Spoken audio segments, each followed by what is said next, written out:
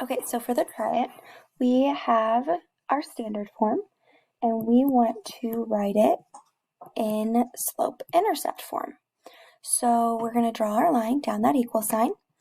And remember, slope-intercept form, we have y equals mx plus b. And so we need that x to go to the other side. So we're going to subtract x from both sides, and that will cancel out our x's on the left, leaving us with y equals negative x minus 2. So now this is in slope-intercept form. And so my slope, remember that whenever we have an x by itself, there's a 1 in front of it. So that means that my slope is negative 1. My y-intercept is negative 2. And remember, our slope is rise over run. And so when I have negative 1, it's actually over just 1. And so now I can plot my point, which is, I always start with negative 2, my y-intercept. So that's 0, negative 2. So I go down to negative 2. And then I'm going to rise and run. But remember, when it's negative, it means that we drop 1, and then we will go to the right. So drop 1 over 1, and I'm just going to keep doing that all the way on my graph. And then to go to the other side of my equation, I'm going to rise 1 and go to the left instead. And remember, we can't rise and go to the right, or else it would make this V thing, and that's not a straight line. And we're doing only straight lines in this unit. So rise 1 over 1. So now I have my line. I'm going to connect my line. Please note how beautifully straight that is. I'm impressed with myself. You should be too.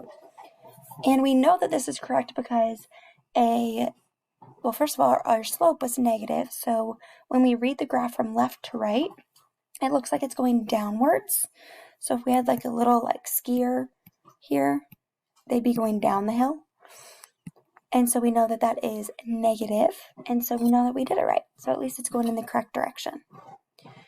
All right, next section says that we are going to take that standard form, and now we're going to graph it using the intercepts. So in our first two examples, we were graphing it by switching it to slope-intercept form. So we switched it to a form that we were more comfortable with. Now we are going to take that standard form, and we are going to use that standard form to help us graph. And so we are going to first find our x-intercepts. Our x-intercept is where it crosses our x-axis, and so that will help us when graphing. So what we do, we rewrite our equation, and then we are going to substitute a 0 for our y. And that means that no matter where we are on our graph, we don't ever rise, so we stay along that x-axis. So that's why we plug in a 0. So I'm going to get rid of this y, and I'm going to plug in a 0 where that y was. So you'll see it used to be a y right next to the 3. So now I'm going to solve for x. So x plus, 3 times 0 is just 0 equals negative 3. And then I'm going to simplify this equation because we don't need to write a 0 here. So now I have x equals negative 3. So this means that I'm going to plot a point at negative 3, 0, because my y was 0 whenever I solved for x. So I'm going to go over 1, 2, 3, and here's where I cross the x-axis. To find my y-intercept, the easiest way to do that when it's in standard form is to get rid of this x, and we're going to plug in a 0 because I want to know now where is it going to cross my y-axis. And whenever I'm on my y-axis, I don't have to shift left or right, so I can just plug in a 0.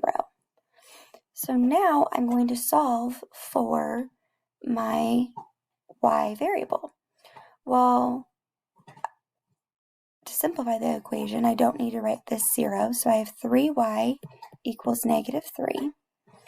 And then I need to divide by 3 because I'm multiplying by 3 on the left-hand side. So the opposite is to divide. Those cancel.